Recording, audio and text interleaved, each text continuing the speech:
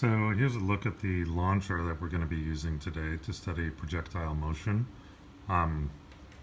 It's basically a spring mechanism housed inside this barrel, mounted on this frame that I have clamped to the table.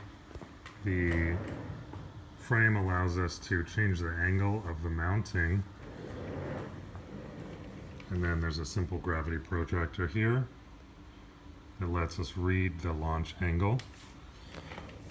So referring to the diagram in the lab, theta is basically what we'll read off of that protractor here.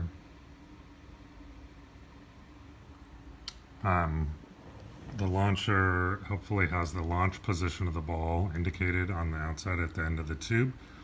This is basically where the ball loses contact with the launcher and should begin free fall with whatever velocity was imparted to it by the spring launch.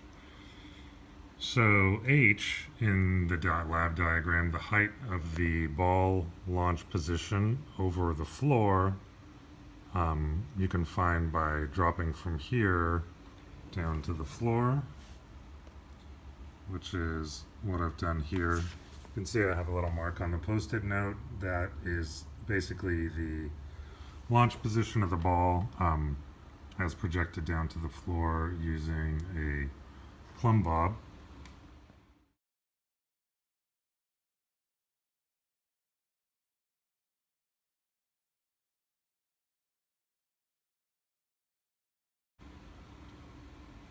And so let's see how this works. Got the ball in there, but it's not loaded, so using the rod, press it back. Notice I went through 2 clicks. The launcher does have 3 ranges, and we're just going to be using all medium range launches today. Once it's loaded, you can pull up on the spring to release the trigger,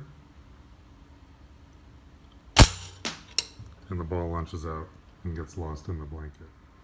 So once you've launched the ball, to see about how far it's going to go, you can drop a piece of paper on the floor and use the impact of the ball on that paper to record the landing position of the ball. And then we're just going to use a measuring tape to measure R, the distance from the launch position to where it lands.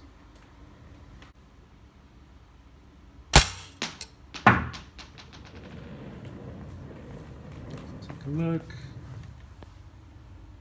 And here you can see we have a nice clear mark on the paper where the ball has dented it. And so now I can just measure back to my projected point to get R.